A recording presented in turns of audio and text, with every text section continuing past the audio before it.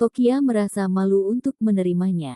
Dia buru-buru berkata, "Tuan Petrus, aku tidak sanggup jadi orang pertama yang memberikan kata sambutan, jadi Tuan Petrus duluan saja." Petrus tersenyum dan berkata, "Nona Tokia, kamu tidak perlu segan, Tuan Reka pernah menyelamatkan hidupku, bahkan ingin aku berikan seluruh proyek kepadamu juga tidak masalah, jangankan hanya kata sambutan pertama. Apalagi, aku tidak pernah ikuti proses dari proyek ini, tidak ngerti tentang proyek ini dan tidak ada yang bisa dikatakan." Tokia terdiam sejenak. Reka lagi. Tanpa disadari, Reka telah menetap di setiap sudut kehidupannya. Pembawa acara berteriak, "Nona Tokia, kalau begitu mohon kamu perkenalkan proyek ini." Tomota Group yang bertanggung jawab atas semua masalah proyek ini dari besar hingga kecil, tidak ada orang yang lebih cocok untuk jelaskan proyek ini selain kamu. Menuruti lebih baik dari menghormati, Tokia tidak menolak lagi. Dia berkata, "Baiklah, aku mewakili Tuan Petrus untuk perkenalkan proyek ini kepada semua hadirin." Dari awal hingga akhir total ada 78 perusahaan berpartisipasi dalam proyek ini, telah merekrut 1089 pekerja berkualitas tinggi, dan menghabiskan waktu 4 bulan. Aula besar Lovely City adalah auditorium terbesar di kota Geffen, pada saat yang sama juga merupakan auditorium terbesar kedua di Provinsi Omada. Dari segi skala kita tidak dapat bersaing dengan posisi pertama, tapi aku berani bilang kualitasnya adalah terbaik di Provinsi Omada.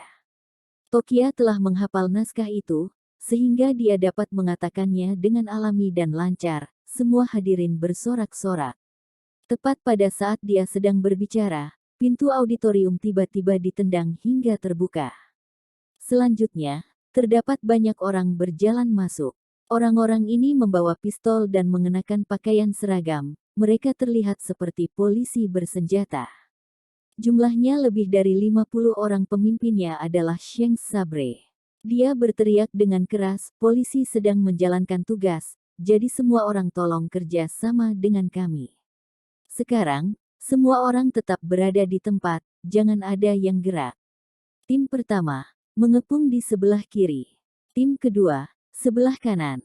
Tim ketiga, blokir semua jalan keluar. Tim keempat, ikuti aku pergi tangkap tersangka. Adegan yang mendadak ini telah mengejutkan semua hadirin. Mereka semua tetap duduk di kursi dan tidak ada yang berani bergerak. Tokia dan Bensu saling menatap dengan ekspresi panik. Jika mereka tidak salah menebak, Shanks adalah tokoh besar yang dikatakan Astina, yang merupakan orang yang telah mereka singgung itu. Shanks Sabre juga pernah melakukan perlawanan terhadap mereka sebelumnya, tetapi dia terus mengalami kegagalan, tidak menyangka dia begitu cepat menyerang lagi. Kali ini, alasan apa yang dia gunakan untuk bertindak lagi? Bisakah mereka selamat dari bencana ini? Bagaimanapun, sebelumnya Reka yang memaksa Shanks untuk mundur, tetapi sekarang Reka tidak ada di sisi mereka. Petrus tidak merasa takut, dia berkata dengan cuek, "Petugas Sabre, kamu datang ke sini tanpa diundang, kamu bahkan mengepung lokasiku tanpa izin. Hal ini cukup tidak masuk akal." Shanks Sabre sama sekali tidak mempertimbangkan wajah Petrus. "Oh, aku lagi jalankan misi rahasia, apakah aku harus lapor dengan kamu? Kamu sebaiknya jangan macam-macam, kalau tidak, aku akan tuntut kamu karena mengganggu kami dalam melakukan misi." Petrus, "Oke, bagus sekali. Aku harap petugas Sabre tidak akan menyesalinya." Shanks mencibir, "Berdasarkan kata-katamu, aku bisa tuntut kamu karena mengancam pejabat publik. Ayo, tangkap Petrus." Dua bawahannya segera menahan Petrus. Tokia merasa panik. Dia mengetahui bahwa sasaran Shanks adalah keluarga dirinya. Sekarang mereka justru melibatkan Petrus, dia merasa bersalah terhadap Petrus. Dia baru saja ingin memohon dengan Shanks, tetapi Petrus langsung memberikan kode mata padanya dan menyuruhnya untuk tidak ikut campur. Tokia tidak punya pilihan lain selain menelan kembali kata-kata yang hendak keluar dari mulutnya. Shanks berkata dengan sombong, "Bensu yang mana? Ayo berdiri sendiri." Jantung Bensu berdebar-debar, dia sangat gugup, tetapi dia tetap berdiri tegak, "Aku." Shanks berkata, bagus, ada orang lapor bahwa kamu telah melakukan pembunuhan, tolong kerja sama dengan kami, ikuti kami kembali untuk melakukan penyelidikan. Bensu buru-buru membela diri, omong kosong, sangat tidak masuk akal. Aku adalah seorang dokter, aku ini menyelamatkan orang, mana mungkin akan bunuh orang. Shanks, aku tahu kamu itu dokter. Orang itu tuduh kamu gunakan wewenang dari jabatanmu sengaja menyebabkan kecelakaan medis dan bunuh orang. Kamu mempermalukan seorang dokter saja, kamu tidak pantas jadi dokter. Apa? Bensu langsung marah. Pantangan bagi seorang dokter adalah mereka dikatakan telah menggunakan wewenang mereka untuk merenggut nyawa orang. Ini adalah penghinaan terbesar bagi seorang dokter. Aku, Bensu tidak pernah melakukan hal-hal yang jahat, terbuka dan jujur, menjadikan keterampilan medis sebagai imanku. Bagaimana mungkin aku menodai keterampilan medis, menodai iman? Shanks, memangnya kamu bilang kamu tidak bersalah, berarti kamu benar tidak bersalah. Aku punya saksi di sini. Saat dia berkata, dia melambaikan tangannya keluar pintu, masuk. Segera, seseorang berjalan masuk dari luar pintu, dan itu adalah si gendut Toms. Bensu langsung mengenalinya dalam sekilas, bukankah ini pasien gendut yang mengalami kekurangan cairan? Pada saat itu, Bensu mendiagnosis dia mengalami kekurangan cairan, tetapi dia tidak membiarkan Bensu menulis hasil diagnosisnya. Kemudian, di hasil diagnosisnya, dia sendiri menulis kanker pankreas, dan entah kenapa dia tiba-tiba memberi tulisan kepada Bensu, dan mengklaim bahwa Bensu telah menyembuhkan kanker pankreasnya. Apa pasien gendut ini menuduh Bensu? Apa yang sedang terjadi? Shanks berkata kepada si gendut Toms, ceritakan semua yang kamu tahu. Si gendut Toms buru-buru berteriak, aku teraniaya, aku teraniaya. Reka dan Bensu yang memaksaku melakukan ini. Shanks, mereka memaksamu melakukan apa? Si gendut Toms, Reka memiliki dendam dengan Serat dan ingin membunuhnya, tetapi dia tidak punya kemampuan itu. Kebetulan Serat menderita kanker pankreas, dan telah berkeliling mencari obat tetapi tidak ada hasil. Reka melihat peluang ini, ingin membuat kecelakaan medis dan membunuh Serat. Jadi dia memintaku untuk berpura-pura menjadi pasien kanker pankreas, mengklaim bahwa Bensu menyembuhkan kanker pankreasku. Setelah Serat mendengar ini, dia secara alami pergi ke klinik Bensu untuk menyembuhkan penyakit. Bensu menyebabkan kecelakaan medis dan membunuh Serat. Kamu. Bensu gemetar karena marah, kamu omong kosong. Aku tidak pernah mengatakan bahwa kamu menderita kanker pankreas. Dalam diagnosisku, kamu itu mengalami kekurangan cairan. Si gendut Toms, sudah, jangan berpura-pura, kamu mendiagnosis aku mengalami kekurangan cairan. Lalu, kenapa dalam laporan hasil diagnosis tertulis kanker pankreas? Setelah itu, dia mengeluarkan laporannya dan menunjukkannya kepada semua orang. Bensu menggertakkan giginya, kamu bajingan. Kamu tidak membiarkan aku menulis hasil diagnosis, aku tidak menulisnya. Hasil diagnosis jelas-jelas kamu yang tulis sendiri. Si gendut Toms, kamu benar-benar sangat gigih berbohong. Sejujurnya, Tuan Sabre sudah mencari orang untuk melakukan tes tulisan tangan, dan sangat yakin hasil diagnosisnya adalah tulisanmu. Bensu menyadari dirinya telah dimanfaatkan oleh orang lain. Dia buru-buru membela diri, tulisan tangan bisa dipalsukan. Lagi pula, yang aku resepkan kepada Serat adalah tonik umum yang biasa, yang bermanfaat bagi tubuh manusia tanpa ada bahaya dan efek samping, apalagi sampai mati. Benarkah? Shanks tersenyum main-main dan berteriak ke depan pintu, masuk. Segera, seseorang berjalan masuk dengan membawa sebuah alat pendeteksi. Shanks berkata, kemarilah dan lihat apakah ini obat yang kamu resepkan. Bensu bergegas maju dan mengamati dengan cermat, goji berry, sudo ginseng, rhubarb, anglika. Benar, ini adalah tonik umum yang aku resepkan untuknya. Shanks berkata, maka itu benar. Kami mendeteksi zat dimetil sulfoksida yang sangat beracun dalam residu obat, dan penyebab kematian Serat dikarenakan keracunan dimetil sulfoksida. Masih bilang bukan kamu yang meracuni bahan obat. Wajah Bensu memucat, aku tidak tahu dimetil sulfoksida apa yang kamu bicarakan. Tidak ada zat seperti itu dalam resep yang aku resepkan. Shanks, apakah itu benar atau tidak, kami yang akan memutuskan. Seseorang kemarilah, bawa dia pergi. Melihat orang-orang Shanks datang kemari dan ingin membawanya pergi, tekanan darah Bensu naik seketika, memuntahkan seteguk darah dan ambruk di kursi. Ayah! Tokia berteriak kaget, bergegas maju, menepuk dada Bensu, agar tidak terjadi penyumbatan darah dan sesak napas. Si gendut Toms berteriak, di mana Reka? Kenapa tidak ada di sini? Dia pasti melarikan diri karena telah melakukan kejahatan. Petugas Sabre, kamu harus menangkap Reka, dia adalah pelakunya. Di samping, wajah Elisa memerah. Dia sangat yakin, si gendut Toms sedang menjebak Reka. Adapun alasannya, tidak ada keraguan lagi dikarenakan si gendut Toms membenci Reka karena telah merebut Elisa, jadi dia ingin membalas dendam. Dan Elisa mana mungkin tega melibatkan Tokia sekeluarga karena masalahnya sendiri asteris.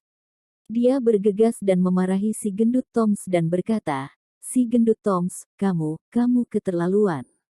Terakhir kali Tuan Valkyrie menyelamatkan nyawamu, kamu bukan hanya tidak bersyukur, tetapi kamu bahkan membalas dendam padanya, tidak tahu malu.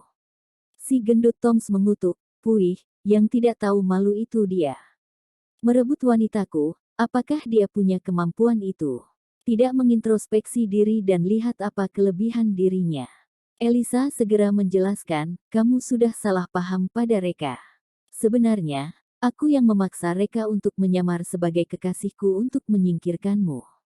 Kami berdua murni hubungan antara bos dan karyawan. Tuan Valkyrie begitu bermartabat dan beridentitas, dan dia juga sudah memiliki keluarga, bagaimana mungkin dia akan jatuh cinta dengan wanita biasa sepertiku. Selain itu, aku tahu bahwa Tuan Valkyrie dan Tokia adalah pasangan yang sangat serasi. Mana mungkin aku bisa menjadi orang ketiga? Apa di dalam hatimu, aku orang yang seperti ini? Si gendut Toms menepuk dahinya, dan tiba-tiba menyadari sesuatu, sial, aku sudah mengatakannya, manusia sampah seperti Reka, yang berkeliaran di sekitar istrinya sepanjang hari, mana mungkin berselingkuh di luar. Mana mungkin wanita yang disukai si gendut Toms aku ini menjadi orang ketiga dalam hubungan orang lain. Elisa, aku yang telah salah paham padamu. Asalkan kamu berjanji untuk menikah denganku saat ini, aku bisa menyelamatkan nyawa Reka. Elisa terdiam. Menikah dengan pria gemuk ini, lebih baik dia pergi mati. Tepat saat dia sedang ragu-ragu, Tokia tiba-tiba bertanya dengan buru-buru, Elisa, apa yang baru saja kamu katakan? Kamu dan Reka tidak bersama. Elisa tercengang, Nona Mashita, kamu tidak tahu. Sebelum kamu bilang kamu memaafkan aku pikir kamu tahu bahwa aku secara paksa meminta Tuan Valkyrie menyamar sebagai kekasih untuk menjadi tameng sesaat, dan tidak mempermasalahkan hal ini denganku. Tokia menarik napas dalam-dalam, jadi, hal yang ingin kamu katakan padaku secara terus terang sebelumnya adalah masalah ini. Elisa berkata, ya, ini dia. Maaf, Nona Mashita, ibuku yang memaksa pernikahan sebelumnya. Aku tidak punya pilihan selain membiarkan Tuan Valkyrie bertindak sebagai tameng. Tidak disangka akan menyebabkan masalah besar untukmu, aku pantas mati. Tokia tidak bisa menahannya lagi, air mata mengalir. Suasana hatinya senang sekaligus merasa bersalah. Gembira karena Reka tidak mengkhianatinya. Reka masih sangat mencintai dirinya dan rela mengorbankan nyawanya untuk melindungi dirinya. Sayangnya, dirinya benar-benar telah salah paham padanya, dan bahkan mengusirnya secara pribadi. Dia sangat menyesalinya. Dia menatap Avril dengan mata berkaca-kaca, Bu, Reka tidak mengkhianatiku, dia masih mencintaiku. Avril merasa lega, aku tahu, Reka bukanlah tipe orang yang tidak bisa diandalkan. Tokia tercekat dan berkata, tapi aku sendiri yang telah membuangnya. Reka, aku sudah salah, tolong kembali, bisakah? Wow, aku yang telah salah paham padamu, lain kali aku tidak akan keras kepala lagi. Tamara berjalan dan menepuk bahu Tokia sambil tersenyum, gadis, jangan menangis, Reka tidak akan pernah kembali lagi. Aku telah memasang CCTV di perbatasan kota Geffen. Begitu dia kembali, pasti akan tertangkap. Aku pikir kamu lebih baik bersamaku saja.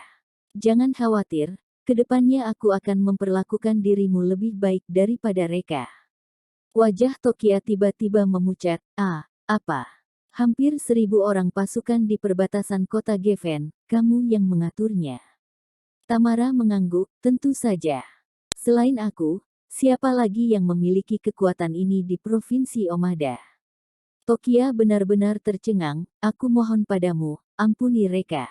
Semua ini adalah salahku, aku rela menanggung semua kesalahan ini, aku hanya memintamu untuk memaafkannya. Tamara tersenyum jahat, ampuni dia, bisa saja. Asalkan kamu menikah denganku. Tokia terkejut, lebih baik mati saja. Lebih baik mati daripada menikah dengan seorang wanita. Pada saat ini, Astina dan Krusno juga berjalan kemari. Astina mengejek, aku sudah bilang sejak awal bahwa kalian akan dipenjara, tapi tidak percaya. Sekarang sudah percaya, kan? Kalian tinggal tunggu saja keluarga hancur dan Rina akan hidup di jalanan. Krusno menghela nafas, hei, Astina, tolong hargai aku dan beri mereka sebuah kesempatan lagi.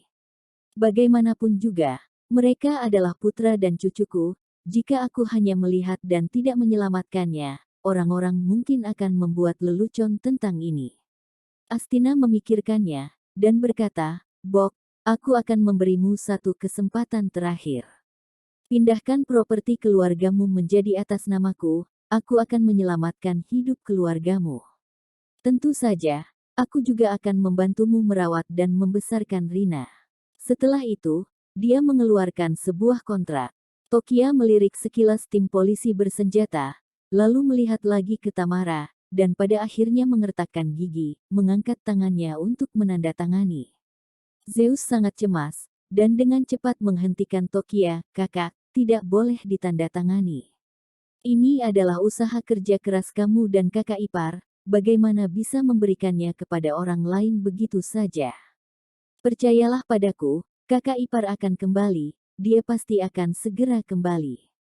Krusno memarahi, diam, kamu orang luar tidak memenuhi syarat untuk ikut campur tangan dalam urusan keluargaku. Meskipun mereka kembali, apa yang bisa dia lakukan? Dia akan ditangkap oleh Shanks, atau dia dibunuh oleh Tamara. Orang itu tidak bisa melindungi dirinya sendiri sekarang, dan telah melarikan diri sejak lama, jadi dia tidak akan peduli dengan hidup atau mati kalian.